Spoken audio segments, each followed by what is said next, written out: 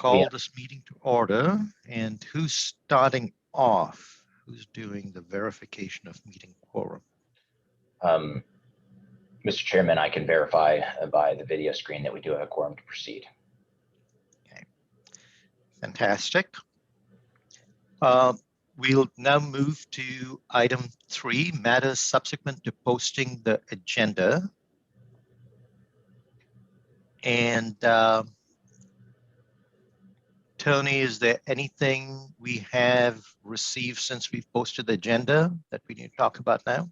There's no matter subsequent to the posting agenda. I would note, Mr. Chairman, that on an agenda item further down in the agenda for today, we did receive public comment letters. We received a letter from IBW Local 6 and 617.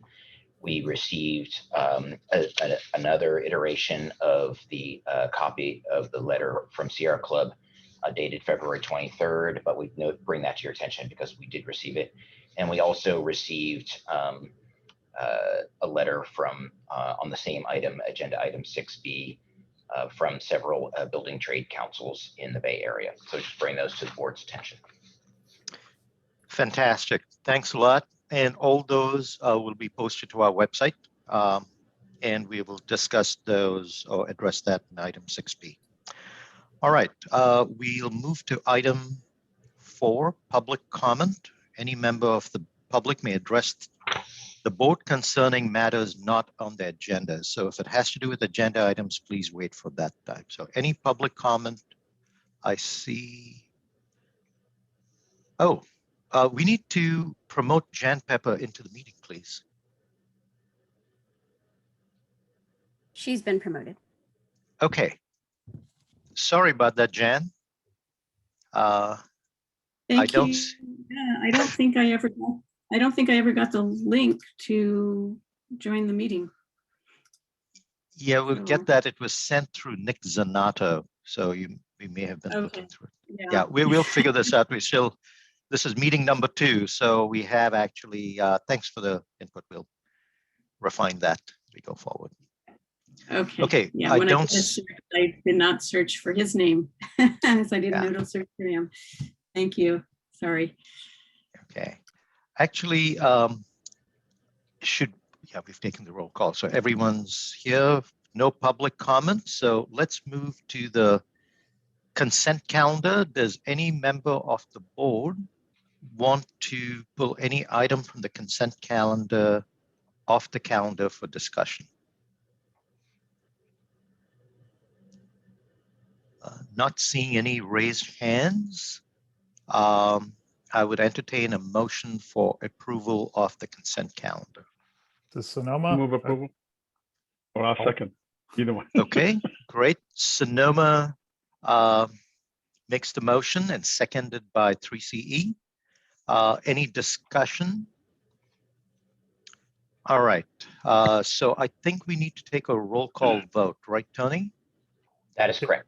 Can you check for public comment first? Oh, yes. Sorry. Any members of the public who want to comment on consent calendar? No public comment. Oh, I do see one. Okay. We have Deputy Mayor Rick Bonilla. Thank you very much. I just wanted to ask, does the public get an opportunity to discuss any of the items before there is a motion to approve?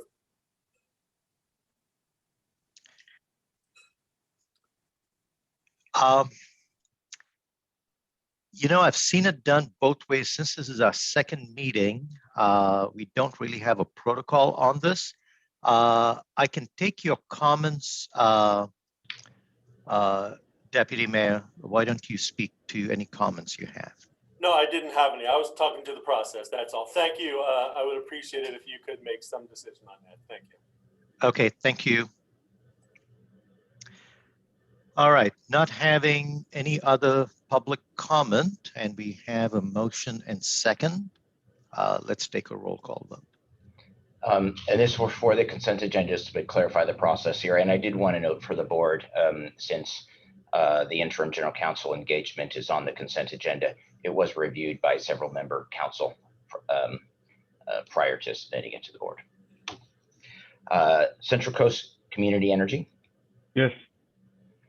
East Bay Community Energy, Yes. Marin Clean Energy, Yes. Peninsula Clean Energy, Yes. Redwood Coast Energy Authority, Yes.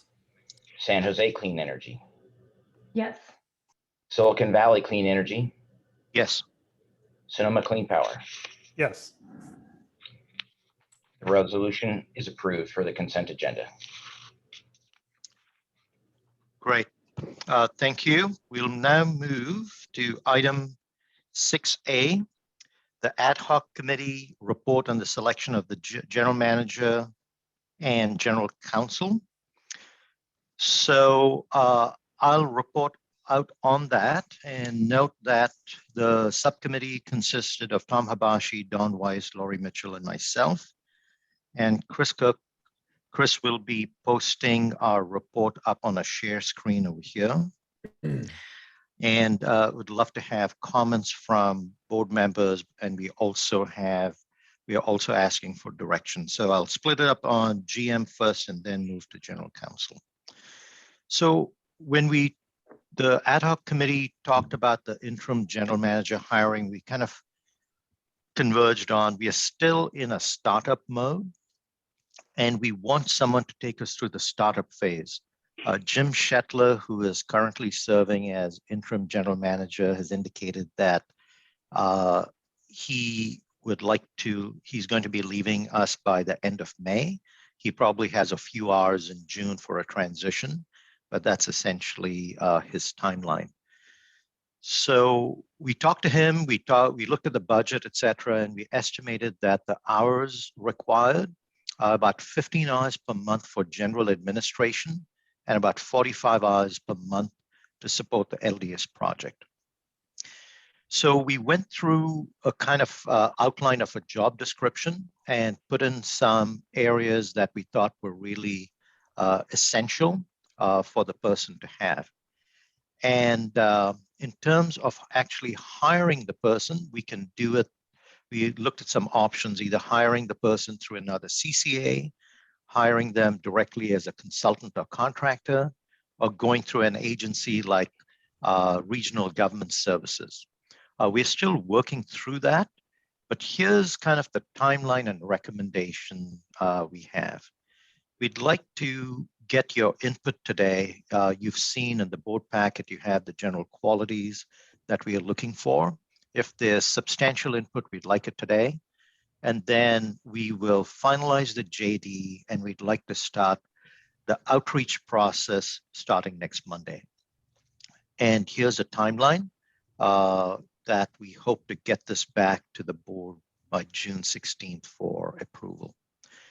So the recommendation today is that you approve the draft JD and authorize us to finalize it, start the advertising, outreach, and shortlisting.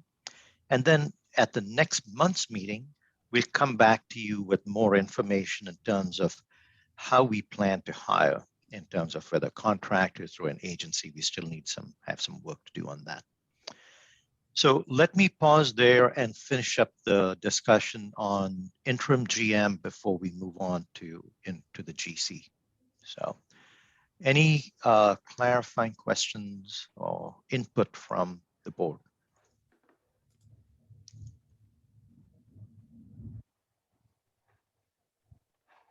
Okay. I'm not seeing any.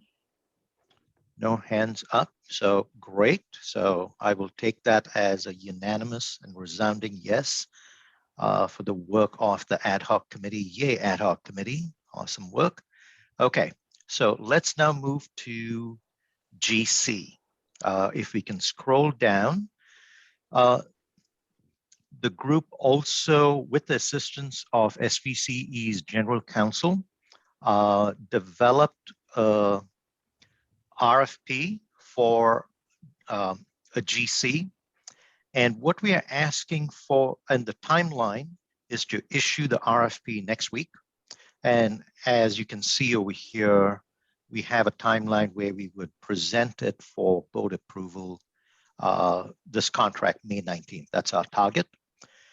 So what we are asking from you today is you authorize the attached RFP, and we may make some non-substantive changes, but we basically came together with some core kind of requirements for the GC, including some knowledge of the energy markets so that the person could be effective in working with special counsel who will be working on projects and also advisors on energy related issues. We'd like you to authorize that SVC will manage the process of issuing the RFP and getting the responses and all that. We would like to continue to use our general counsel, Greg Stepanisic, to assist, but the ad hoc committee would conduct the interviews. We'd select the law firm, do the negotiations, and then present to you a contract for services at the May board meeting. So I will now pause and ask for comments and questions, clarifications from the board.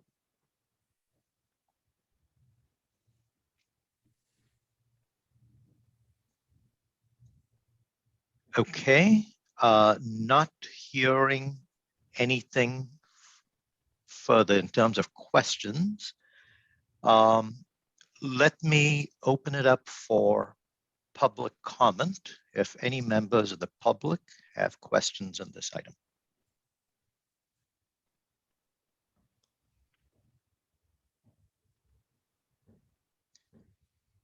Not seeing any raised hands, I'll bring it back to the board for discussion. So over here, we have a resolution for approval of the GC hiring, and we had an additional level of formality too, because we have our interim GC who will most likely be putting his company's hat in the ring for that position. So we did get the scope of work also reviewed by our GC. So with that, let me ask for the board's a motion to move forward with the recommendations on both the interim GM and the general counsel recommendations as put forth in the staff report. I guess the question, do we need anything other than our silent consent for the general manager item, or you know, no. We just need to vote on the resolution, right? Yeah, Director Marshall, the resolution is limited to the GC services. Yeah. Just to clarify, that I think is just the affirmation of the policy direction and the schedule and the job description for the GM services, and then the rest was specific for the GC services. Yeah. So I'll make I will silently consent, as the rest of us did, to A1, but I'll make a motion that we approve resolution 210311. Thank you, Matthew. Second. You have a second? I'll second. Tom? This is Tom. Great. Any further discussion? All right, let's take a vote on this. Central Coast Community Energy, Yes. East Bay Community Energy, Yes. Marin Clean Energy,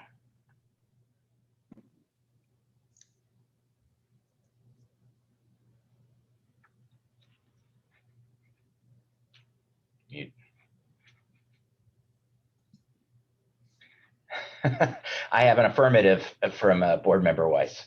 There we go. Now I'm off mute. Sorry about that. That was a yes. Peninsula, Yes. Redwood Coast Energy Authority, Yes. San Jose Clean Energy, Yes. Silicon Valley Clean Energy, Yes. Sonoma Clean Power. Yes. Resolution carries, Mr. Chairman. Thank you very much. We are now going to move to item 6B, the ad hoc committee report related to policy development. And I believe that Jan Pepper will be making the report on behalf of the ad hoc committee. Yes. Thank you, Harish. The ad hoc committee consisted of 4 of us. It was Nick Chassett from East Bay Community Energy, Jeff Cyphers from Sonoma Clean Power, Matthew Marshall from Redwood Coast, and myself from PCE. And this policy is put together to cover a range of areas. And I think everyone has it in their packet, and I'm sure everyone's looked at it. So I would just say we're here to answer any questions and receive any comments about it. Okay. So before I ask the board to make some comments on it, I'd like to say a few words, and then we'll get the board to ask some clarifying questions, etc. Then I'll go to public comment, and then we'll come back for discussion with the board. So we'll have some opportunities over there. So yeah, so just as a big picture kind of deal over here, this is the first set of policies really that we are looking at, and these are major policies. We are a voluntary organization in the sense that our success is going to be dependent on all of us having a certain sense of, yeah, we want to be part of this organization, because each of us can do purchasing for whether it's renewables, energy storage, energy efficiency, etc. We all have the capacity to do it by ourselves. And we want to make sure that what we have going forward sets us all up for success and try and get majority participation in our projects going forward. So with that, I am going to take public comment. I did get a request from the Building Trades Council that they would like to have 5 minutes to have public comment instead of just reading their letter into the record. And just given the interest we've had in this, and we are starting out in this process, I am going to grant 5 minutes to all public commenters, but please don't feel you have to use up all that 5 minutes, but you are completely free to use up all the 5 minutes if you want to. So with that, we can start with James Regomez.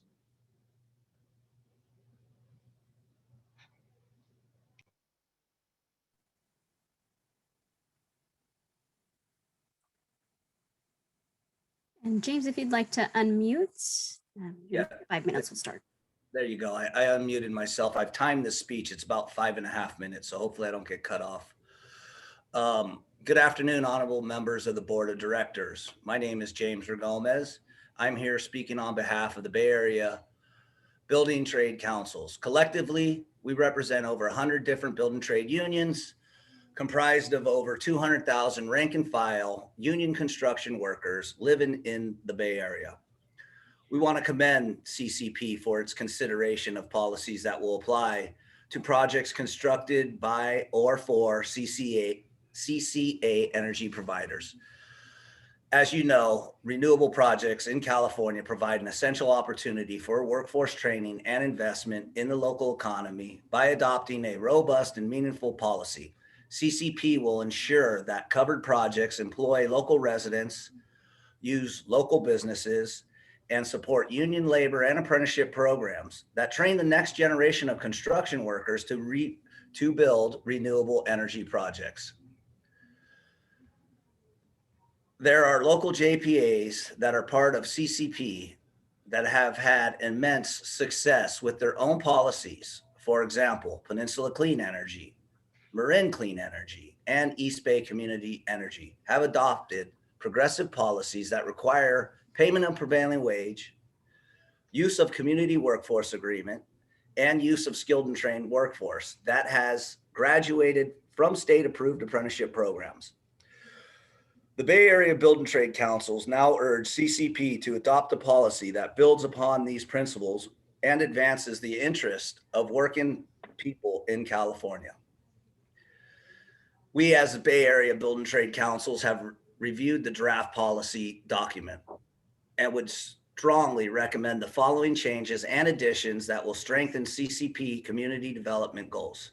First and foremost, we recommend inclusion of clear language at the outset of the policy indicating the policy applies to all construction projects developed by CCP or a CCA, or by a third party that has entered into contract with CCP or a CCA. Second, although payment of prevailing wages is required by law for projects funded in whole or in part by public funds, it is important to clarify that all projects covered by the policy will require payment of prevailing wage and compliance with public works laws and in the labor code, including the employment of apprentices and submission of certified payroll records. Third, the policy should instruct the applicable contractor or third party to negotiate a community workforce agreement with the Building Trade Council in the area of the covered project. A community workforce agreement is a type of project labor agreement that includes provisions prioritizing the employment of local residents and recruitment of targeted individuals into apprenticeship readiness programs. In particular, the policy should require that the community workforce agreement create and or facilitate a pipeline to apprenticeship from MC3 certified pre-apprenticeship programs. As partners to local MC3 certified pre-apprenticeship programs, we strive to provide opportunities in the building trades for folks who are formerly incarcerated, currently unhoused, or facing other traditional barriers to employment. We also partner with Helmets to Hard Hats, a national organization focusing on the recruitment and retention of veterans returning from their military services to our country. Community workforce agreements have changed the lives of thousands living in the Bay Area, offering a pathway into the middle class for themselves and their families. Fourth, the policy should require all contractors to use skilled and trained workforce, as defined by Public Contract Code Section 2601. This effectively ensures that all workers on covered projects either graduated from a state-approved apprenticeship program or have the equivalent number of hours experience in the trade. In addition, all apprentices must be enrolled in the state-approved apprenticeship programs. This is both a workforce development policy and a safety standard, as a well-trained workforce will construct a project safely, competently, and efficiently. Finally, we have submitted a letter collectively as the Bay Area Building Trade Councils to cover what I've talked about today and other specific modifications to the board and staff to improve the draft policy. While we think each of the modifications we've submitted are important, I want to emphasize that the limitation of community workforce agreements or project labor agreements to projects greater than 20 megawatts in size should be removed, as this would conflict with the above recommendations and would also exclude the majority of covered projects. To be serious about workforce development and directly improving the lives of thousands of people by offering them pathways into the middle class, we should be having a conversation about all projects being constructed utilizing community workforce agreements. In addition, we have reviewed the correspondence submitted. James, will you wrap up your comments, please? Yeah, just real quick. In addition, we have reviewed the correspondence submitted by International Brotherhood of Electrical Workers Local 6 and 617 and strongly support the points and recommendations made therein. Thank you. My personal extensive history in working with the Peninsula Clean Energy and being able to showcase our success through a partnership, I'm happy to stay on the call should any questions come up later. Thank you so much for your time and consideration. Thank you for your letter. We will definitely take it into consideration and reach out to you also. So next up, Luis Emescua. And I'm sorry if I'm mispronouncing it. Please help me out with the pronunciation when you start. Hi, can you hear me? Yes. Yes. Thank you. And you got my name right. Good afternoon, Chair and members of the board. My name is Luis Emescua. I'm speaking on behalf of the Sierra Club. I want to start by saying that we really appreciate board members and staff working on an initial set of policies, and we support their approval. We do, however, want to echo some of the issues that our labor friends and also some of our environmental friends have said on the need to do more work on these policies. In particular, we support the amendments that have been proposed by the Building Trades Council. And we specifically want to see some additional language and improvements around prevailing wage, clarification to the project labor agreement language, and reducing the threshold to somewhere below 5 megawatts. We strongly believe that if there's any project that is going to be contracting with CCP or is going to be using public money, it should include a project labor agreement. We also think requiring strong workforce standards is, not only important for creating good paying jobs in our transition to clean energy, we need to be expanding our workforce and having a skilled and trained group of folks to be able to build all of the clean energy we're going to need in the next 15 years or 20 years.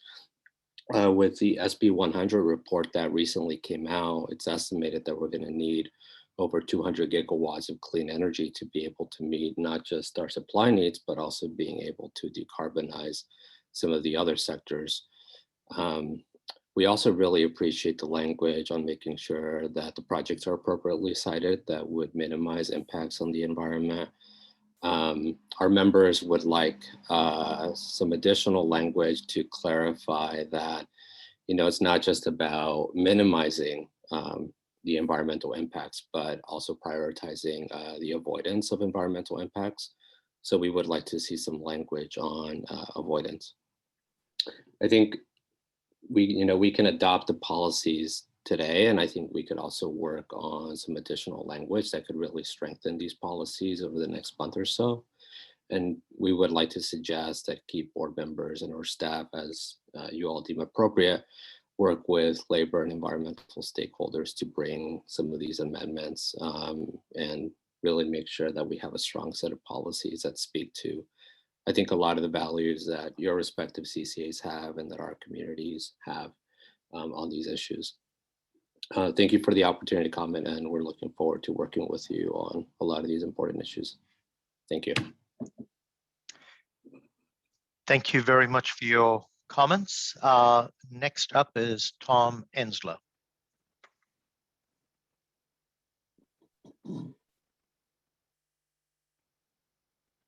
Hey, good afternoon. Can you hear me? Excellent, thanks.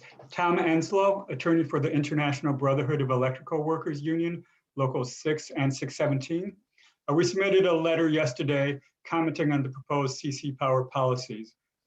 And I know we'd like to reiterate the thanks everyone's been given for CC Power to undergo this process. We think it's really necessary to address the inherent tension that the formation of this JPA creates with one of the underlying goals of community choice aggregation, which is to provide greater local control over the procurement of energy.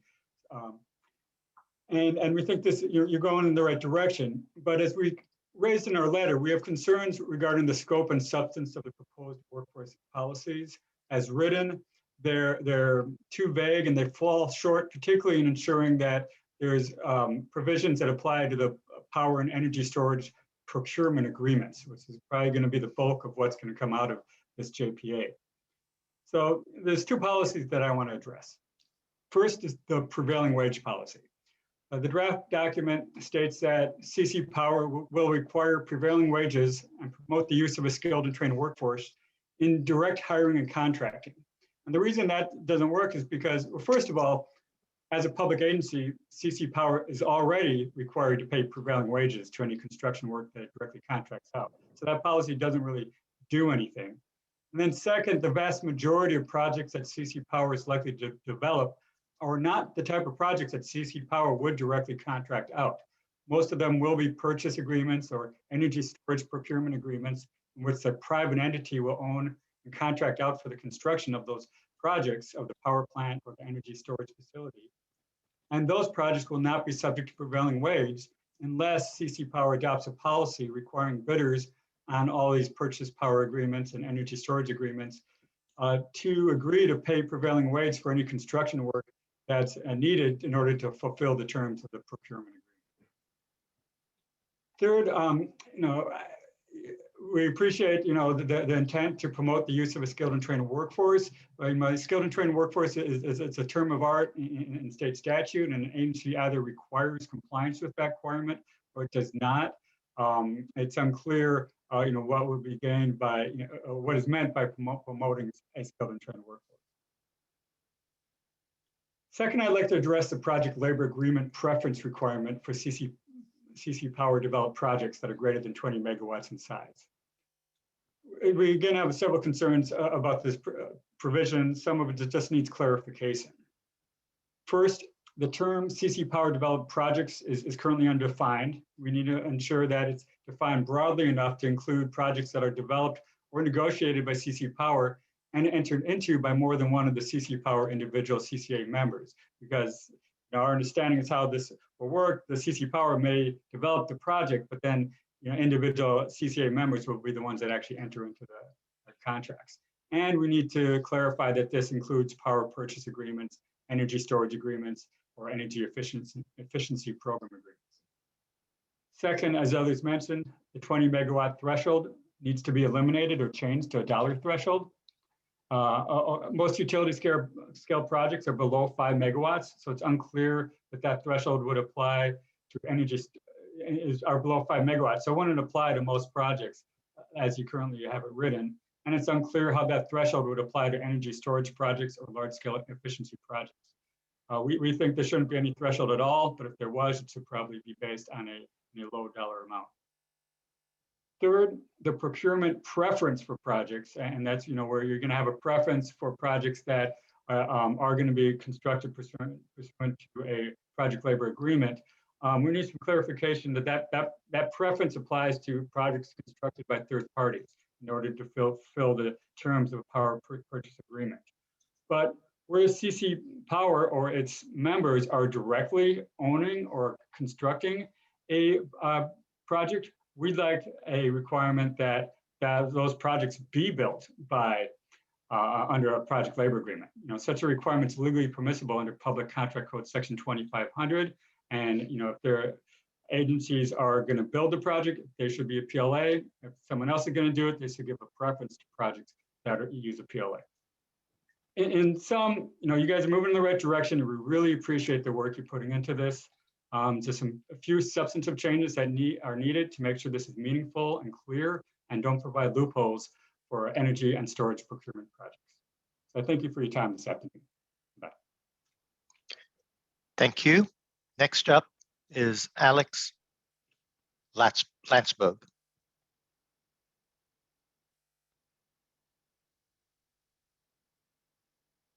I am unmuted. Can everyone hear me okay? Great. Thank you, members of the board. My name is Alex Landsberg. I'm the Research and Advocacy Director with the San Francisco electrical construction industry. I don't have much to add beyond what Mr. Gomez, Mr. Enslow, Mr.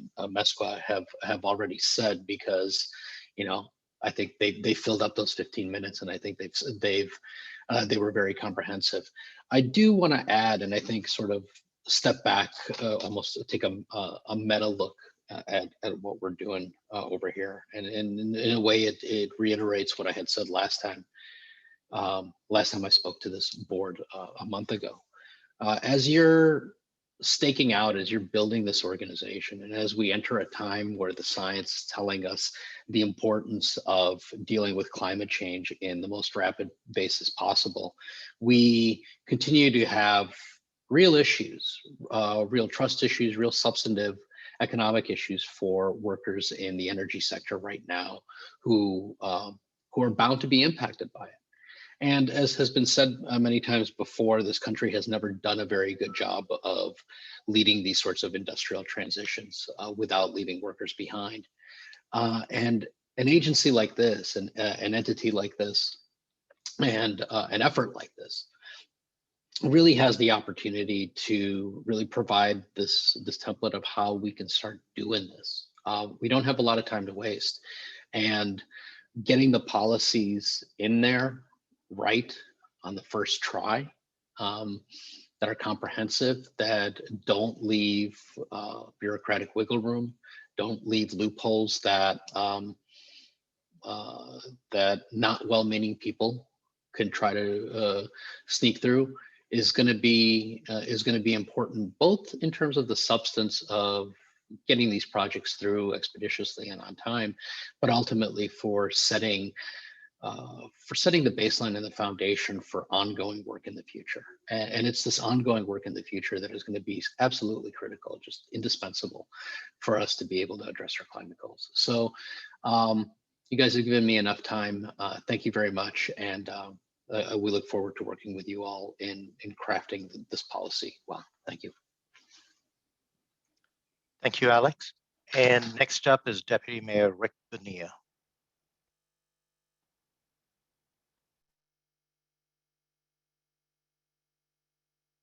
Oh, there I go. Thank you very much. First, I want to say that I really do appreciate what looks like a strong effort that was made by the policy committee.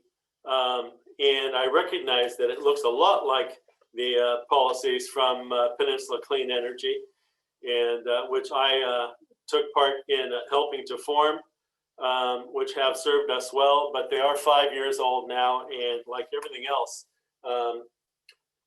evolution happens. So as we look at these policies, we'll probably notice that what labor is asking for now, both the IBEW and the building trades, is for recognition of some learned areas where improvement is needed. And I really appreciate what Alex Landsberg just mentioned, which is we don't have a lot of time to get this right. We want to do a lot of work. We want to do it well. We need to make a difference on climate. And so he encouraged, and I encourage, working hard right now to focus on getting these policies right so that we don't have gray areas or ambiguous areas, and that everybody understands and knows what to expect from the relationship between labor and CCP. So with that in mind, I'd like to suggest that I propose a meeting between the policy committee and labor to discuss the remaining issues and see if some resolutions can be found, and report back at the next meeting or at the earliest possible convenience what improvements might have been made whereby there's a common understanding, which is something I hope that works for everybody. So that said, that's my thought, that's my proposal. I hope to hear somebody take that up right now so that we can understand what's going to happen during the interim between now and the next board meeting. Thank you all very much. Thank you. I don't see any other public comments. So let's bring it back to the board. And I think let's get some maybe comments from the board, maybe some discussion, questions, clarification, and maybe some general guidance to the ad hoc committee so they can get some input from us as they move forward. I'll start off with just a couple of things. One is, from a timeline standpoint, we do have somewhere in the April-May timeframe. The plan is to shortlist the LDS respondents. So we need to provide the team some direction on what they need to do for the LDS project specifically. And so as we are starting off our agency, we want to create policies that will withstand the test of time. So there's a little bit of balancing that we'll have to do in terms of what we need for the LDS project and what we need for the long term. So we need to be flexible about the timeline and what direction we provide there. I'd also like to remind everyone that one of the reasons we came together to form this was for economies of scale. And this is a purely voluntary organization where it's going to require all of us wanting to participate in projects to move forward. So let's get policies in place that would work for as many of us as possible. Also say that we are naturally inclined towards labor-friendly policies, that's reflected in how we all do business. I have a question, and maybe this is partly rhetorical, mostly maybe for what the ad hoc committee can do going forward, which is I'd like to know how other load-serving entities have incorporated some of the suggestions that we've got. For example, whether it's PLAs or different kinds of things that have been suggested. Has the PUC ordered other LSCs to do something similar, or have other LSCs taken on something similar, whether it's the municipal world, our own CCAs, IOUs, et cetera? I think that would be useful to just get some context and also learn from them in terms of best practices. So that's so there's some initial comments, and let me open it up to the board for discussion.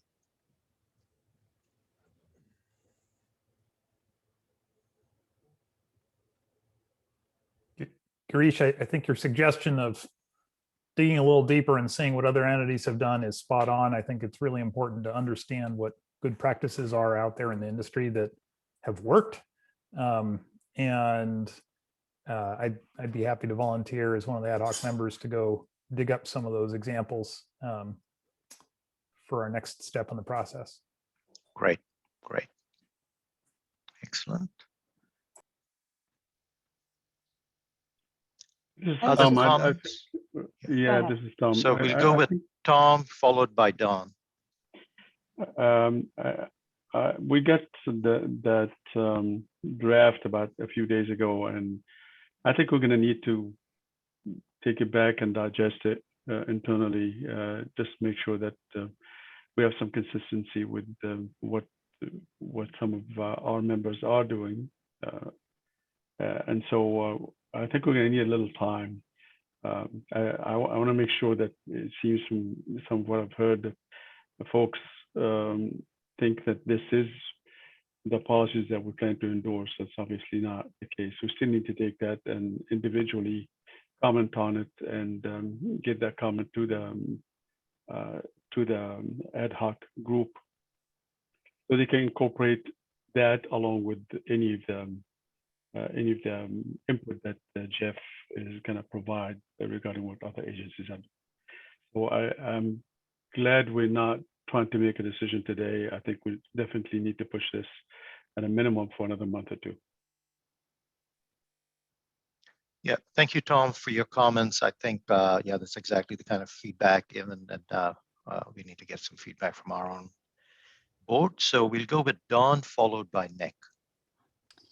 Yeah, I just wanted to thank the members of the ad hoc committee and the members of the public for all the great dialogue so far. And I just wanted to stress that, you know, while I think the language that's coming together is going in a great direction, I think that the real impacts are going to happen at the project development level.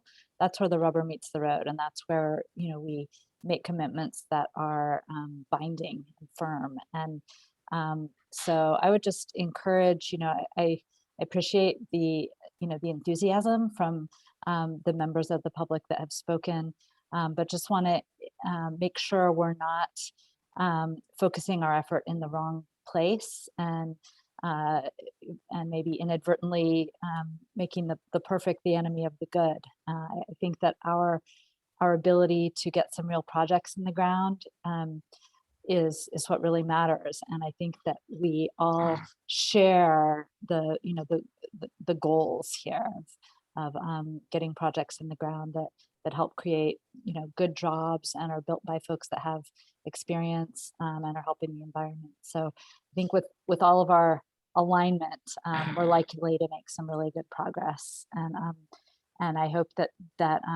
the focus can really include and not, you know, prevent us from getting to the project stage where the rubber is going to meet the road and we can really make some impacts there. Thank you, Don. Nick? Thank you very much, Girish. And I agree with Tom. I certainly would like to spend a little bit more time with the recommendations that we have received and kind of make sure I understand how these recommendations may deviate, at least from the spirit of the policies that have been brought forward today for discussion, if not the actual verbiage. So, you know, I think that would be helpful. I think certainly an opportunity to have a further dialogue between this meeting and our next meeting, or between this meeting and 2 meetings, as Council Member Bonilla recommends, seems to make a lot of sense as well. And so I would welcome that opportunity.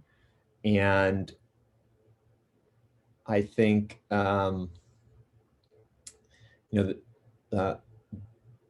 Board Member Weiss's recommendation around really also making sure we spend a lot of time focusing on the project agreement is something that I wholeheartedly agree to as well. These organizational policies are one thing, but it's really the specific project parameters that are going to be most significant. And I do want to note that while today I think we are primarily thinking about, well, there's certainly a group looking at long duration energy storage, but potentially large solar and storage or onshore wind projects. In the future, I would expect there are going to be a whole host of different projects and technologies we're going to be considering that are going to require some flexibility in how we think about ensuring we invest in and support workforce development. And so I think the point that these project agreements are really important is definitely something that I agree with. Okay, I don't see any other board member wanting to speak. No, Jan, please. Thanks, Garish, and thanks for everyone's input today. I agree that we should, with the comments that have been made so far, and I would like to get the input from any of the CCAs that weren't part of the ad hoc committee, if there's any issues that you have with what's been put out here that we need to see that. And I also support the suggestion of sitting down with the labor community and the environmental community to understand exactly what will work so that we can come to an agreement. So as part of it, as a member of the ad hoc committee, I'm happy to continue serving in that role and having those conversations. I guess, one of the things we need to think about is kind of the timing between this and the long duration energy storage project, so that we make sure that we're in sync and that we can move expeditiously to not hold that up. Yep. Thank you, Jan. Some more input. I do support meetings with the labor organizations, environmental organizations. I also wanted to thank the folks who have taken the time to attend our meetings and provide input. I thought that the letters that were provided were very thoughtful. Thank you, Building Trades Council, for the time you took in putting your letter together. I thought it really moved the discussion forward. And I think that face-to-face discussions can only move this forward. I want to emphasize what several board members have said, either literally or between the lines. Let's not get the perfect be the enemy of the good. Let's focus on, we do have an actual transaction ahead of us. And I want to say, we are a brand new organization. We literally have not even been stood up yet. The next hiring of a general manager is going to be another interim general manager. And I fully expect that we will continue to evolve, just like Deputy Mayor Bonilla talked about. PC's policies from 5 years ago maybe needed to be updated. Let's keep that in context, so we'll get something together that would help us move the LDS project forward get our entire CCP policy framework, get something acceptable and good, and knowing fully well that we as public agencies are going to be engaged with labor to move this forward. I'll also end with and I see Jeff's hands up, so you will be next. I will say that I'm really looking forward to working with labor organizations, not just on this, but the overall success of CCAs going into the future. We are a relatively new organization. Just started with Don and Mirren in 2010, and most of us have started, in 2016 onwards. I'm really looking forward to maybe even broadening the conversation with labor and environmental organizations to see how we can promote the stability and success of CCAs going into the future. So we need to be on the same side of the table, not just on these policies, but much broader policies that are being discussed in Sacramento today. So I really look forward to that discussion. So with that, I'm going to take maybe the last round of comments from our board.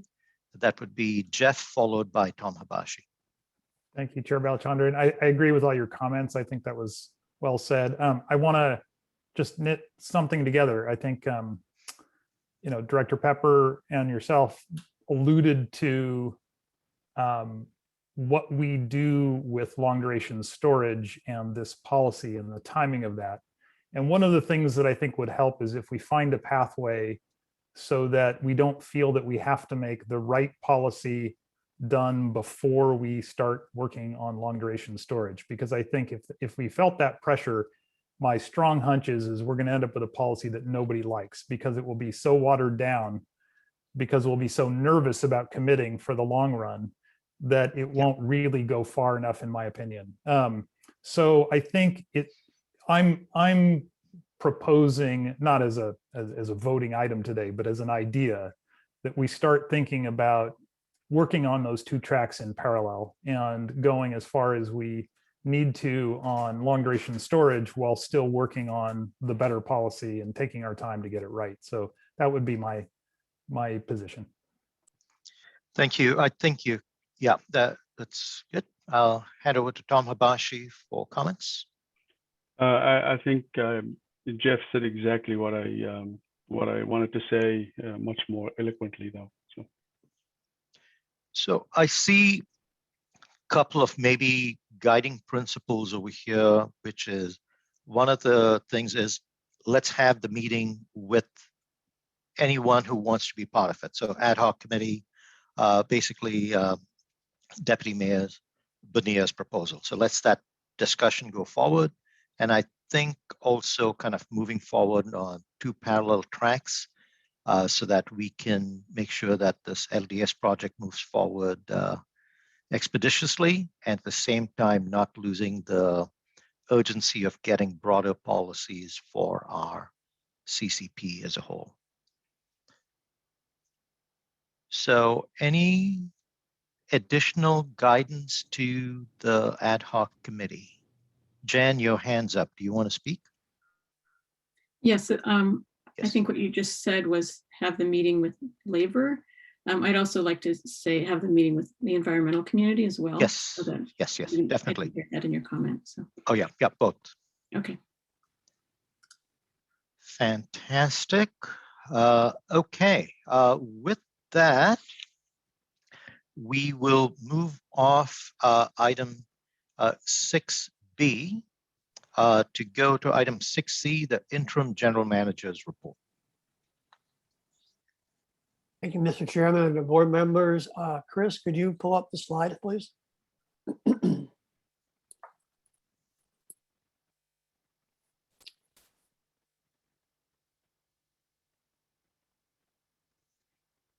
On that slide, please.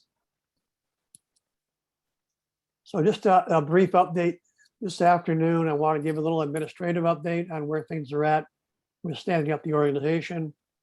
Overview of the long duration storage project, primarily a focus on standing up the oversight committee, and then looking at future board meetings. We do have 2 meetings that are scheduled, April and May. based on discussions on the GMGC selection, we may be looking at a June meeting, so I want to forewarn the board members on what might be coming your way. Next slide, please. So as far as administrative status, we have made filings with the Secretary of State's office. We're in the process of drafting the conflict of interest code. It's in review with FPPC. At one point, we were thinking we might be able to bring it to the board as early as this meeting, but decided it would be better to have the review with FPPC up front. So once that is done, it will be posted as required for a 45-day public comment. And then we will be bringing it back to the board meeting or to the board for discussion and approval. The bank account has been established, and each of you should probably have received your initial cash calls based on the budget approval that was made at the last meeting. So those are going forward. At the last meeting, the board did approve 4 contracts. Those have all been executed as of yesterday. So those are the 2 contracts for the LDS negotiation support with Ridwell and Keys and Fox, the website support with Silicon Valley, and our accounting services with Mayor. Next slide, please. Any questions or comments relative to administrative issues? Hearing none, next slide.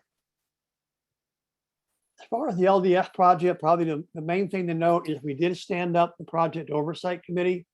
We've had 2 meetings now. The first one was the kickoff meeting on the 5th. The focus has been looking at narrowing the project list for further evaluation. That is essentially done. And so we have a second round of evaluation underway right now. We are looking to target mid-April for finalizing a short list of recommendations. And then in parallel, the ad hoc committee is working with the negotiating team on negotiating principles, looking at draft agreements and so forth to get ready to kick off negotiations once we have approval to do so. And then longer term, we will be using this committee to advise the negotiating team on issues as they come up during negotiations, on recommendations for negotiating principles or positions. And as we've discussed before, this will be our communication channel from CC Power back to the individual members on issues and concerns. So your representatives will be providing that communication. Any questions on where we're at with the LDS project right this minute?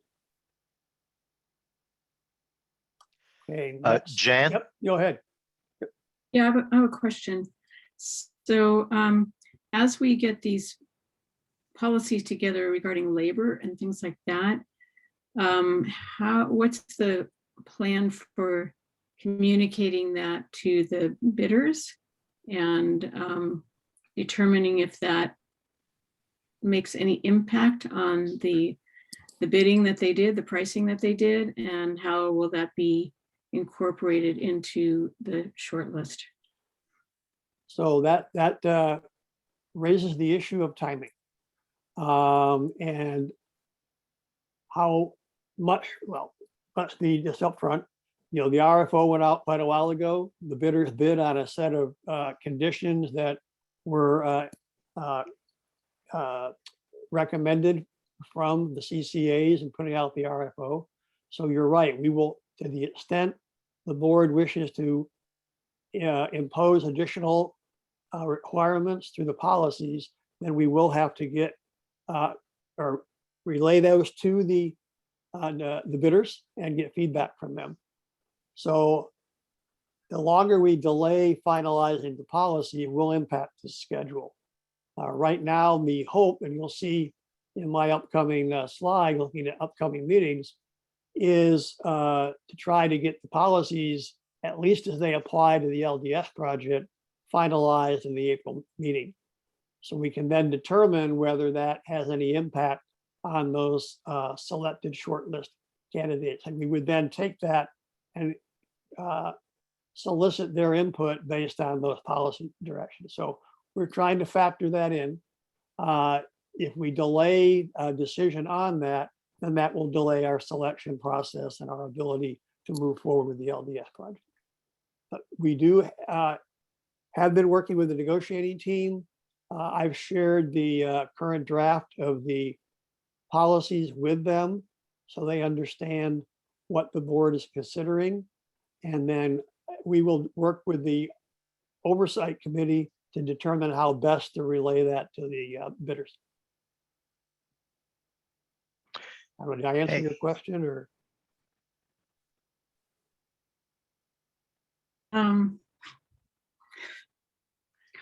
Jan, if I may add a little bit. Yeah. There's a lot of TBD on this. So it's not all laid out yet because, again, this is our second meeting. We're still finding out the ways in which how we communicate about this. And so there's some iterations. We are looking at the April meeting to provide a lot more clarity on the process of how the board gives direction to the general manager and the project oversight committee to move this forward. So we don't have a perfect answer to your question, but it's more of a process that we're going to be utilizing to get to a clear answer. Let's go to Jeff. Just quickly on this point, I think if we think about the long duration storage situation as a set of project conditions and not a policy, that may help us move forward. It would help me anyway, because it's very narrow. It's about a very particular set of technologies and particular set of projects at a moment in time. And so I think that's an easier problem for me to provide concrete input to around project conditions than to set a policy that might be quite durable over time. So just want to underline that point. Thank you, Jeff. That was helpful to me. Jim, back to you. Any other questions? Okay, next slide. I think it's probably a question slide, so move on. Next slide. Okay, looking at future board meetings. Right now we have calendared board meetings for April 21st to May 19th. For the April board meeting, we are looking at potentially approval of 2 new members. So San Francisco and Valley Clean Energy are both in various stages of approvals and should be at a point where we could consider them for membership. The requirements in the JPA agreement do require that we get a certified resolution from each of them that they've agreed to the provisions of the JPA agreement and that it's requesting to become a member. The JPA agreement also requires a 2/3 vote of the current members to allow a new member to join. So that would require at least 6 members affirmative vote to make that happen. And at least right now, we are anticipating teeing that up for the April meeting based on the input from San Francisco and Valley Clean Energy. If that were to take place, then there would be an adjustment in the budget that would have to be made for the cash call and the allocations. So assuming that that would happen, we would also come forward with whatever that adjustment would be for your consideration. As I mentioned, the current thinking is trying to get recommendations either on CCP power policies or, as Jeff mentioned, maybe a focus on what are those project principles or requirements that we have to move LDS forward. And then as Director Balachandran mentioned, we're in the process of looking at laying out what's the process and delegations we need to move the LDS project forward. And then we want to bring those forward to the board and seek ratification on that. So we're in the process of digging into the details on that. We will be discussing that with the oversight committee starting this Friday to get feedback from the members on how that should work. So you'll have an opportunity through your representatives for communication on that.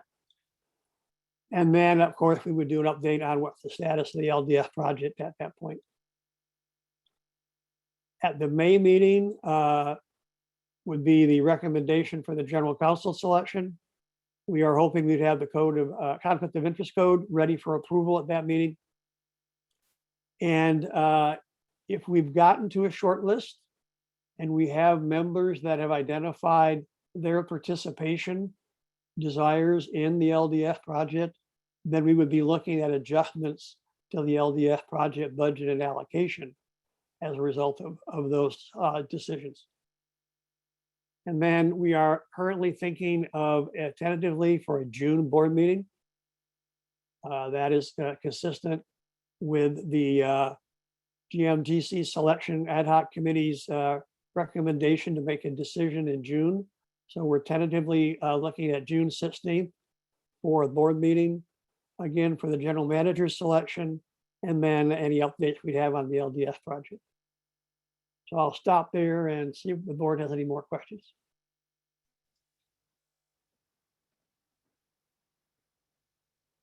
Tom? Yeah, I'm going to suggest that the recommendation on CC power policies be moved off the April meeting and go to either May or June. If that, I seriously think that we need to take the proposal that Jeff suggested to heart, which is we need to develop these two in parallel. My concern is that we could end up either with two watered down set of policies that will eventually just anger some of the interests that we heard this afternoon, or have it to be too restrictive to the point where it will have a few of us jump off the LDC, the low division storage, the LDS project altogether and do our own thing. So let's make sure that we are working the two in parallel, and hopefully by the time we have set the policies to begin negotiations on the low duration storage, we also have come closer on develop general policies for the agency. Yeah, I think, Tom, that's in line with the comments that we got on item 6B. So I think we're going to take a parallel track. I would say we'll have the ad hoc committee provide an update on the progress they've made since this meeting. So it can at least be at a minimum an information update. I expect we would have had a meeting with environmental organizations and labor organizations before April 21. So we can at least have an info update on where we are. We can certainly make that adjustment in the forecast schedule. And then one thing I'm thinking is it might be worthwhile for the ad hoc committee on policy development to take a look at what was in the RFO as far as conditions and requirements that were imposed on the LDS bidders, and maybe start there as a, okay, what were those requirements we imposed? Are they adequate? Do we need to make any adjustments to those? And that would be the basis on which we go back to the bidders to see whether there's any impact by doing that. If I may just volunteer to the ad hoc committee between now and then, is if you need the head of the project oversight committee, Monica, to come and chat with you, I think we'll volunteer her, and also our general counsel, Greg Stepanisic, who has had some experience with some of these issues. He could also attend one of your meetings to provide some background on issues related to what's been brought up in much of the public comment on item 6B. So I'll just accept that offer on behalf of the ad hoc. I think that could be very helpful. Thank you. That completes my report, Mr. Chairman. All right, thank you very much. And so let's move to item 6D, which is discussion of any individual member items. It's just a time for if there are any issues that any of you want to bring up for a future board meeting or things that are going on in your own CCA, it's a time to just bring it up. So I see Jeff has moved up. Jeff, please.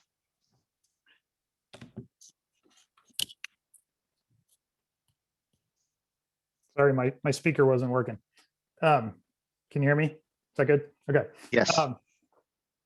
One of the thoughts that's on my mind is the CPUC is at least contemplating ordering fairly significant procurement for replacing Diablo Canyon's capacity on the grid. And that's a pretty tight time frame for procurement that where entities like ourselves and others are going to need to act reasonably quickly for some of the longer lead time resources.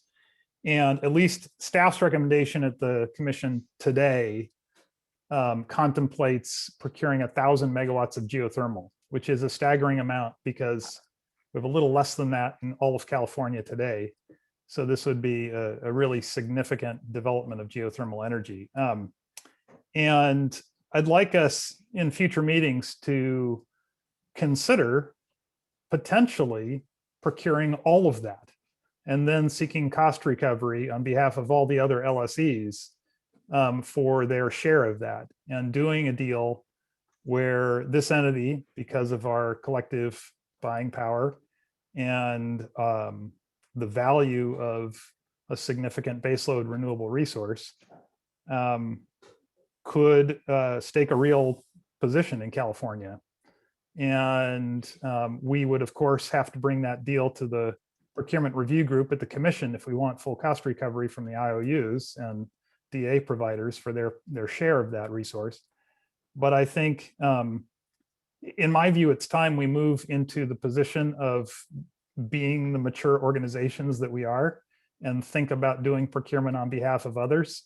It's been a long time that others have been procuring on our behalf at the direction of the commission. So that's all I'll say on it for today, but it's something that's been brewing for me.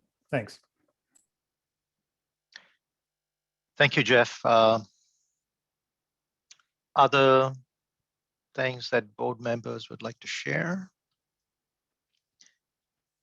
So I'll just mention, maybe reminded by what Jeff said, that we've also been approached by folks who are looking to develop offshore wind, and they are looking at doing, they basically have indicated to us that their preference is to do a deal through CC Power. So again, this is far out in the future. The auctions for, I think, some of the areas that could be designated for offshore wind, the auctions are going to take place the end of 2021. But there was also an ITC approved for wind that makes this even a better economic deal than it was 6 months ago. So, but that's still a little long term, but that's another big project that's kind of in the horizon. Tom?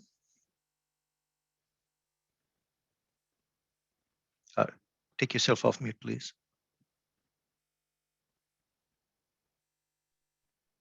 In the same vein, I think certainly we should be looking at we should be looking at offshore wind. But please keep in mind that either one is not likely to come that quickly. Offshore wind, I know for a fact, won't come in. I would say if it comes about 2030, then somebody managed to push it pretty hard. And geo is not an easy project to take on, and it will take some time. There is an opportunity which I've already directed my staff to look into pretty hard, and I think it's a good one, and it is doable, and it can come in at a very reasonable time. It doesn't provide resource, but it does provide the leveling of the low duration curve in a way that would help alleviate the problems that we're having with the net peak issue coming at night time, and that is to work on putting storage capacity everywhere on the grid. We're looking obviously at the long duration, and that's definitely need to move forward and be at the size that would be very helpful to bring all the long duration that we need. But I think if we look at much smaller sizes, let's say somewhere between 1 to 10 megawatt, and scatter that throughout our service area, it does a number of things. One, it's not too large to the point where it pushes the ISO into all sorts of upgrades on the system in order to make it happen. It's not going to take that much of a space, so it's not an issue at all land-wise. And the best thing is really the smaller the size, there's not a whole lot of economy of scale, and we've seen that when we saw that some of the numbers that were proposed. If you build it larger, probably it's not going to save you a whole lot on the storage side. Definitely on the supply side with solar and wind, you can save a bundle with economies of scale, but not on the storage. It tends to be more or less the larger you go, the larger. If you go twice as large, you're going to pay twice as much, sort of, or maybe 1.9 as much. That's something that we may want to consider to deal with some of the problems that we may be having on the grid. That, of course, doesn't take from the fact that we do need to have a replacement for the applicant, and we need to do that at a reasonable time. So I just wanted to get that across. I know we're going to do it in our service territory. I'm certainly hopeful that if we end up doing that as a CC Power, instead of doing, let's say, 10 units at 10 megawatt each, we're doing 100 units at 10 megawatt each and scatter it throughout all of our service territory. That probably would be very helpful, especially if we end up doing it only with a couple of companies. Thank you, Tom. This is super exciting stuff. It's all the reasons why we kind of formed this agency, and glad that we have members of the public listening in on this too, because lots of things to collaborate on. Anything else any other board member wants to bring up as part of item 6D? Okay, not seeing anything yet. By the way, I did not go to the public for even the previous item, so I apologize for that. Maybe I'll go to the public to see if they have any comments on item 6C or D.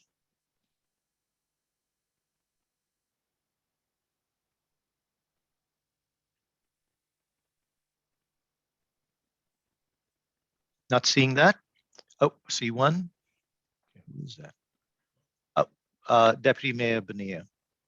Thank you very much, Mr. Chair. I want to thank the entire board for this discussion. I just want to add that I understand the time frame and urgency, desire to move forward with making that project real. I think that this is something, and I heard the parallel pursuit discussion. I just want to urge the importance of making sure we get this project done right. And I think this is something that we can discuss when the ad hoc committee meets with labor. But I would urge an open mind to any outcome on this. And I want to say I'm very happy to hear that the outlook for such things as huge geothermal and offshore, even though they're both far out time-wise. And then what Mr. Habashi mentioned about more distributed storage, I think are all good ideas. So thank you all very much. I really enjoyed this meeting and I look forward to more. Thank you all. Thank you.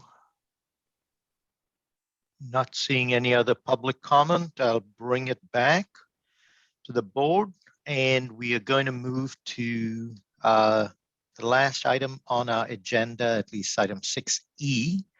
This is going to take us about 30 minutes or so, and it's a workshop related to considerations for selection and siting of the LDS project.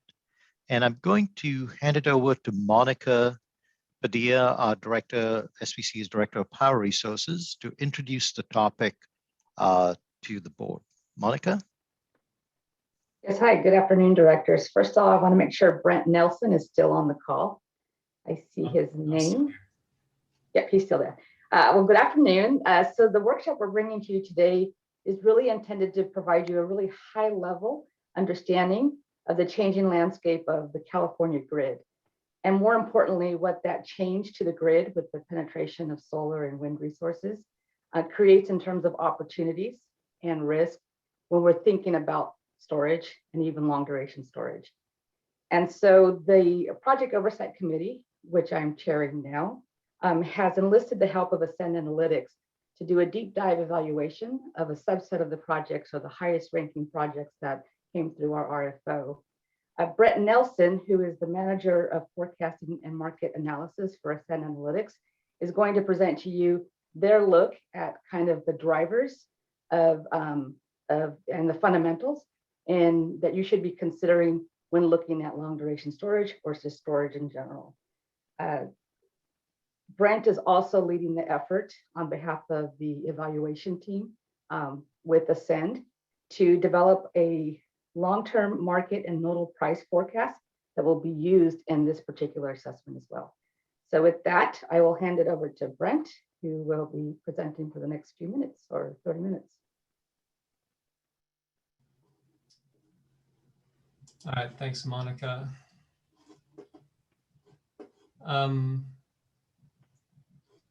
Hopefully, is everyone seeing my title slide?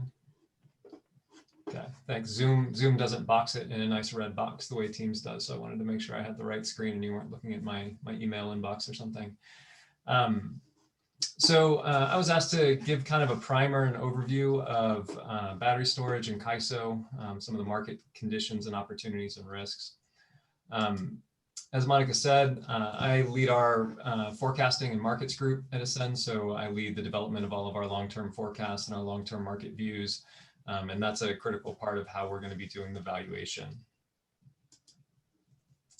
A little bit about us. We're about 50 employees. I think we're up to about 55 now. We work heavily across the country with a variety of utilities, developers, financiers. We have a variety of software platforms. We have kind of power system modeling resources for portfolio management and for resource planning.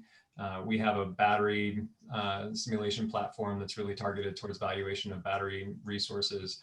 We also have a platform called Smart Bidder, which is really dedicated to operations of batteries. So how do you develop your bid strategy, things like that, when you actually have an operating asset. And then we have a market intelligence service, and that's where I sit, and that's what I lead.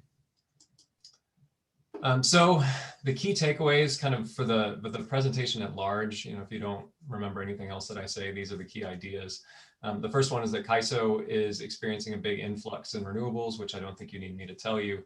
And that influx of renewables creates a lot of volatility in supply, and that creates a big opportunity for storage, both from a balancing perspective, in terms of being able to have energy when you need it, as well as from an economic perspective, because that volatility manifests in the prices.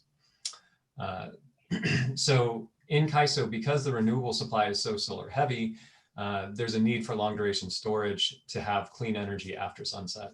So sundown clean energy is what we typically call it. And to move clean energy into that period, you need some kind of long duration storage to do it if you want clean energy overnight. Additionally, the power sector is at an inflection point, which means that as we try to understand kind of market values and market opportunities moving forward, what we've seen in the past isn't necessarily a good indicator for what we expect moving forward. And so as we try to value resources over the long term, we have to have an understanding of how the market is changing and how the market is evolving. And it's evolving in ways where we have to have a very clear understanding of the things that are going to drive value for storage, because storage is a different kind of asset that generates value off of different kinds of things. In the past, when you're thinking about kind of a traditional thermal power plant, average prices are really the big thing that you worry about. But storage doesn't really care about average prices. Storage cares about volatility. And so we have to have a long-term view for how volatility is going to evolve if we want to have a long-term view of what kind of the economic proposition is for storage. One of our key principles in how we forecast in the long term is that we adhere to long run equilibrium. We pay very close attention to what is a market equilibrium condition going to look like. Some forecasts say that don't pay attention to long run equilibrium anticipate that revenue opportunities will just grow and grow and grow. And our expectation is that in the long run, nobody leaves cash on the table. And so the potential economic returns of a project have to come back down to what makes economic sense. They're not going to go below that because then resources won't enter the market. They can't be above that because that'll drive more resources to enter the market. And in the long run, equilibrium has to hold. But we also pay a lot of attention to the barriers to entry that might cause equilibrium either to have a persistent differential from location to location, or to have some timing dynamics about going out of equilibrium and then back in. And so I'll get to that a little bit later, but long run equilibrium needs to be an important view for how the long-term forecast evolves. So what's happening in CAISO? I don't think you need me to tell you that CAISO is getting a lot of renewables coming in. It's got thermals going out. There's the ones through cooling retirements, the Diablo Canyon retirement, some additional gas plants that are going to be under economic pressure. There's a lot of opposition to building any new gas, and that creates a constrained supply. So, maybe that means some more geothermal, maybe that means offshore wind, but for the interim, it means a lot of storage. And so we expect a lot of renewables and storage to come in with the thermals going out. And so what we expect to happen as a result of that is a variety of things. First that I'll touch on is a geographic shift. If we look over time, we can see that peak prices have been getting higher on the coast. Volatility has been getting higher on the coast. And we're increasingly seeing a differential between coastal prices and inland prices. So this last graph is a solar weighted basis. So this is basis relative to average prices, higher than average on the coast, lower than average inland. And that's really driven by the load is concentrated in the cities. Increasingly, the generation is concentrated in the big open deserts where there isn't any load and there aren't any people.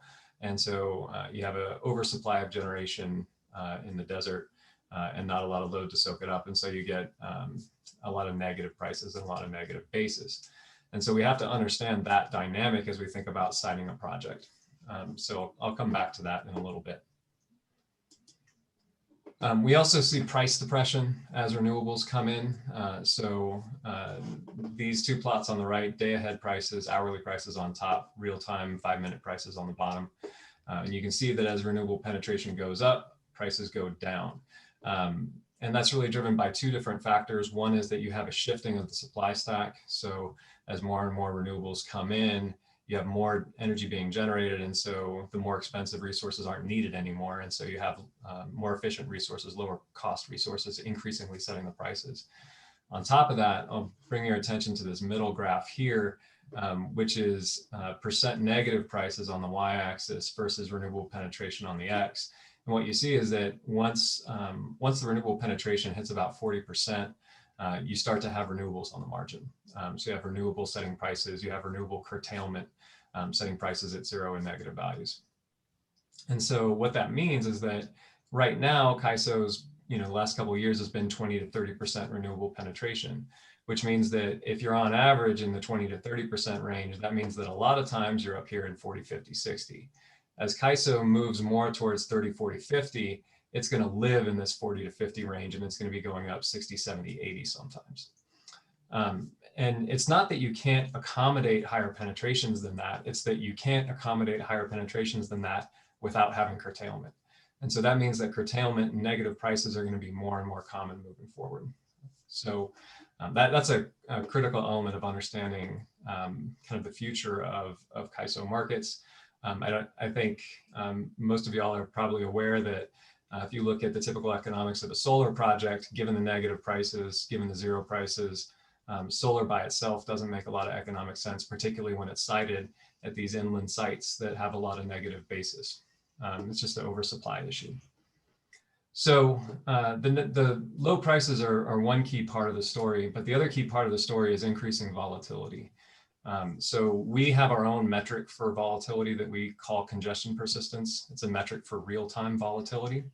And it's basically, if we take the prices in a given year and we add up all the prices below 0 and we add up all the prices above 100, that's what we call the congestion persistence.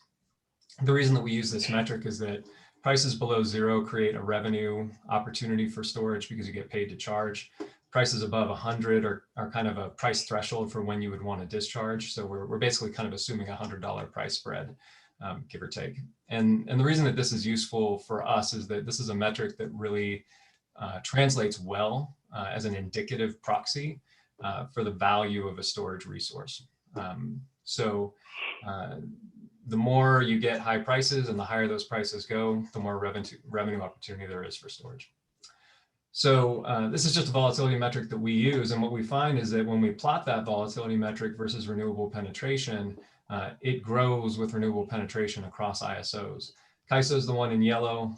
The last 2 years have been a little bit strange. 2019 was mild weather with a kind of abnormally low net load. 2020 with COVID had very strange demand patterns. And until the summer, this was actually much lower. And then the summer brought it back up to a normal looking year. But 2020 was extremely low across the board in SPP here and ERCOT here. But in general, we find a very strong relationship between increased renewable penetration and increased volatility. And that volatility is driven by kind of 4 main drivers. The first one is congestion. So congestion is just the nature that you have supply in a place where you don't have load and you can't get power from A to B, and that creates volatility in that location. These are location specific, but they show up a lot. And so what that means is that we have to understand geography if we want to understand how volatility is going to arise. There's also scarcity, so supply tight relative to load. This is what you experienced last summer. It doesn't show up often, but when it does, it's big. Forecast error is another big one. That's just, why is the real time different than the day ahead? It's because conditions today are different than you forecasted yesterday. This is particularly pronounced with wind. So when we look at SPP or Texas, we see a lot more forecast error induced volatility. Solar is a little bit easier to predict. So we see a little bit less of this in CAISO. But what we really see a lot of in CAISO is the volatility driven by the net load ramp. So you have the negative net load ramp in the morning, the positive net load ramp in the evening as the sun rises and as the sun sets. And even though every day we know the sun is going to set, every day we get volatility during those hours. And it's really a function of the system being strained as it tries to absorb these large net load ramps. And when the system's strained, it just doesn't adapt well to little uncertainties and little deviations. And so it creates a lot of volatility in trying to adjust. So that volatility is the key driver as we look at CAISO, and that's not going away. Even when we look at all the solar and storage that's coming into the system, the solar is usually larger than the storage. And since the solar is larger than the storage, even if you're adding 100 megawatts of solar and 50 megawatts of storage, you're adding at least 50 megawatts of solar that can't be stored.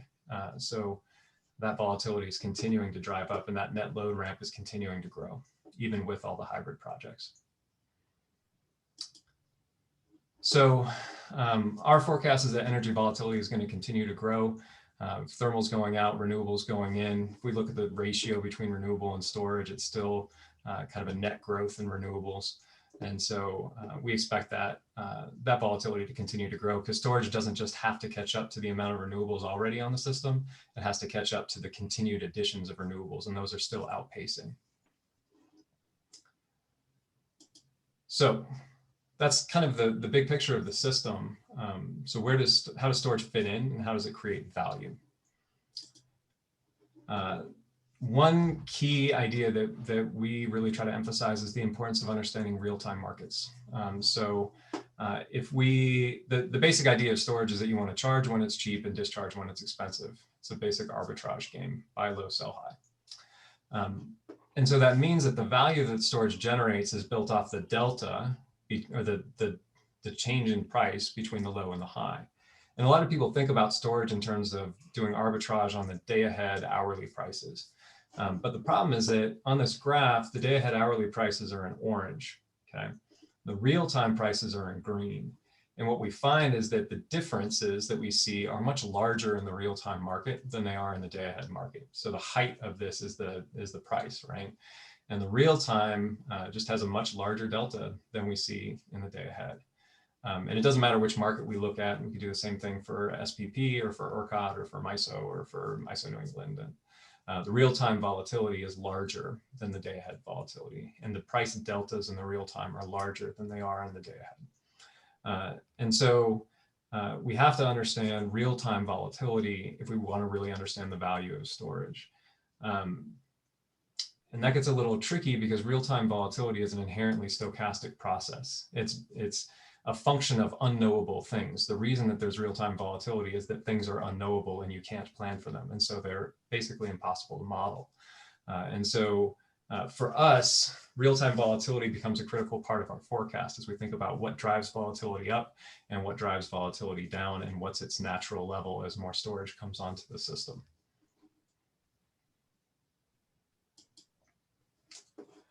But real-time volatility isn't the only way that storage can generate value. It can respond to multiple markets. So there's the capacity market, what's its RA value. There's the energy market, so responding to volatility, buy low, sell high. But there's also ancillary services. And so storage is very well suited to providing ancillary services. The main two are regulation and spin. Regulation requires fast response. Storage responds very quickly. It doesn't have any minimum operational levels. It's always connected. It's kind of ideally suited to do regulation. Regulation comes at the trade-off of not being able to provide energy. Once you commit to regulation, you're committed and you can't back out of that commitment. And so there's kind of an optimization and strategy problem operationally for how do you decide which market to operate in during which hours, and which hours do you expect to be volatile and which hours do you not. And that's kind of where our operations platform, Smart Bidder, comes in, and that's the role that it plays, is how do you operationally determine which markets to play in. But by operating in multiple markets, you can generate additional revenues. You can kind of earn revenues when there's no volatility in the energy market. You can also overlay spin and real-time energy because you can buy yourself out of your spin commitment in order to participate in real-time energy. But by value stacking, you can increase the value of the resource. Okay. So when we look at volatility moving forward, our near-term forecast is that volatility is going to continue to rise as more renewables come into the system. So given the incoming resources, the incoming solar in particular, that we expect volatility to continue to grow, and it's going to take a while for storage to come up. And so this blue line on this graph is what our forecast says the volatility would be if the storage didn't start to eat up the volatility and start to kind of cannibalize its own revenue source. The green line is the amount of volatility that is just enough for storage to make economic sense. And so our forecast is that in the near term, that upward pressure from renewable additions is going to push volatility up. And in the long run, the volatility is going to decline back down to just enough to make economic sense. Because if it's lower than that, batteries don't come in because they won't be able to support themselves. If it's higher than that, batteries are going to come in because they can make too much money, basically. And so our expectation is that in the long run, it needs to sit at an equilibrium level. But that means that storage resources that are coming online in the nearer term have much more opportunity to take advantage of this disequilibrium event with higher volatility.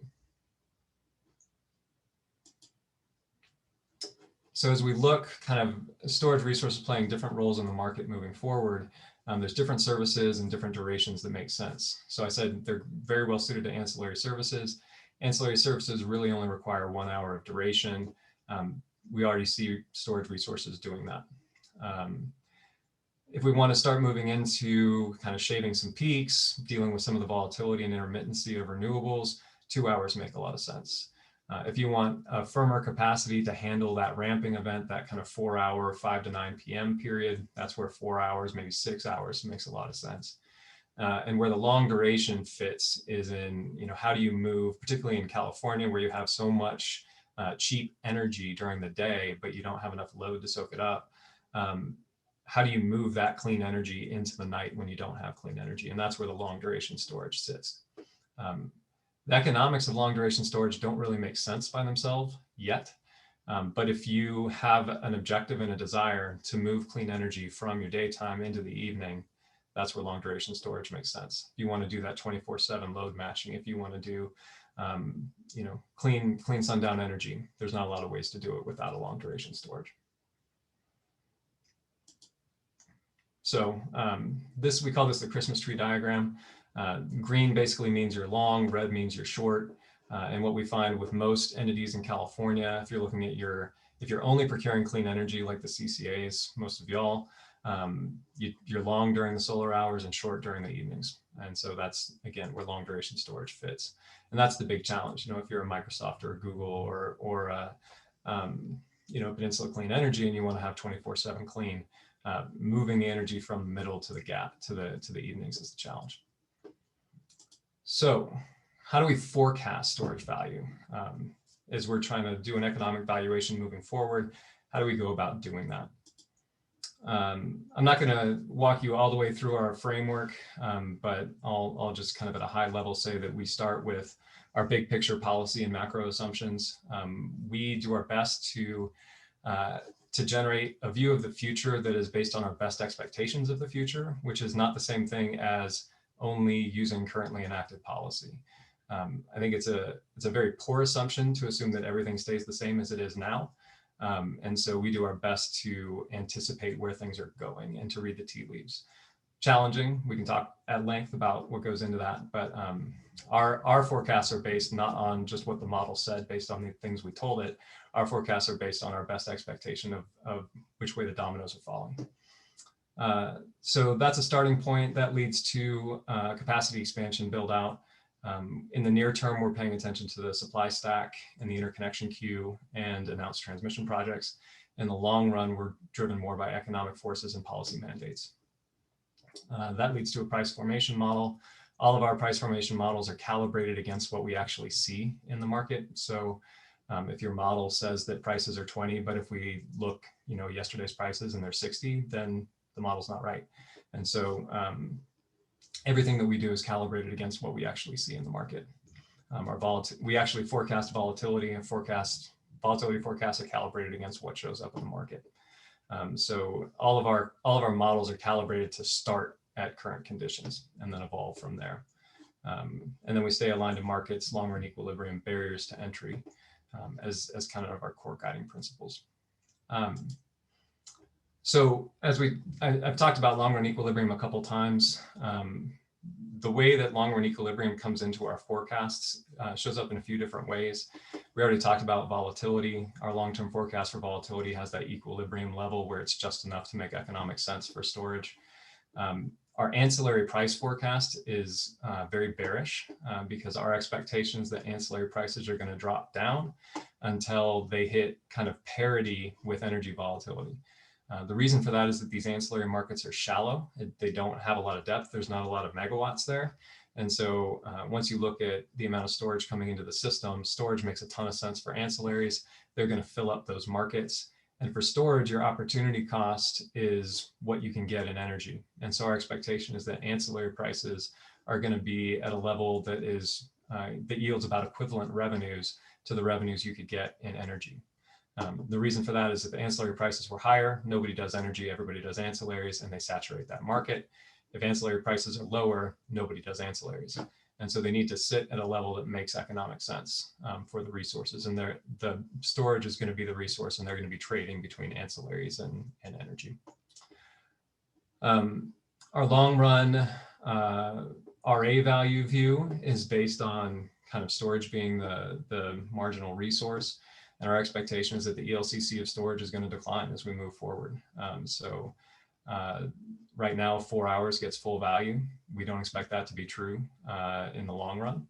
And so we're accounting for the declining capital costs of storage, but the increasing durational requirements of storage in our RA forecasts.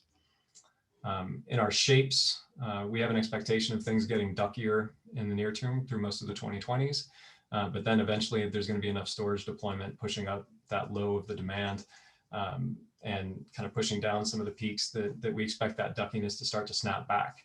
And we expect that in the 2030s timeframe. So as we're looking in the long run, particularly how storage impacts value, we expect storage to deploy in a way that's going to decrease its own value proposition, but only to a level that makes economic sense. And so that's why equilibrium is that that long run anchor that we align to. I said I would come back to geography. One other thing that I want to mention on geography is that we need to recognize that not all locations are created equal. If we look at volatility, this is volatility on the left. It's clearly not the same in all the places. Gray means below average, yellow is above average. And so some areas are below average, some areas are above, and some pretty significant differences. So our starting point in understanding the value of storage has to understand that not all locations are created equal. But we also have to understand that history is not the same as the future. And so when we look at a place that has a lot of volatility, volatility is great for a battery, right? But a place that's great today may not be great 10 years from now. And so one of the things that we use as a proxy, as a nice visual indicator of that, is the solar weighted basis. So solar weighted basis is a pretty strong indication of where you have low load and open space. Because if you have low load and open space, that's where you're most likely to end up with an oversupply of generation. And so where you have an oversupply of generation, that's where you end up with negative bases. And so if we look at locations here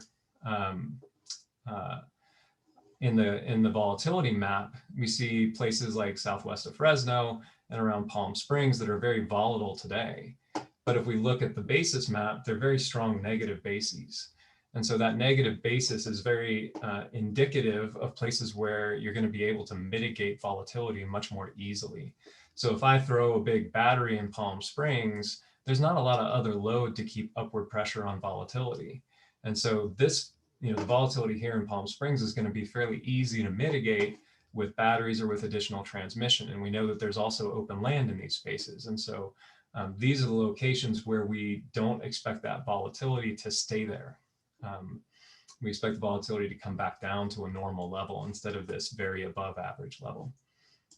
In contrast, if we look at La Jolla on the coast, not easy to build transmission there. You've got a lot of load. It's not that easy to site storage either. We expect the volatility here still to come down a little bit from where it is now, but not nearly as fast and not nearly as much as the volatility in these more open spaces. And so as we look in the long term, one of the things that we're forecasting and paying attention to is it may be volatile today, but how do we expect that to change moving forward? Because volatile means much more value for storage. So volatility is good. And the longer it's going to last, the better it is for a storage resource when we do an economic valuation. So as we look at geography, we have to understand both the starting point and the trajectory. So key takeaways just for kind of the forecasting portion of what I was talking about.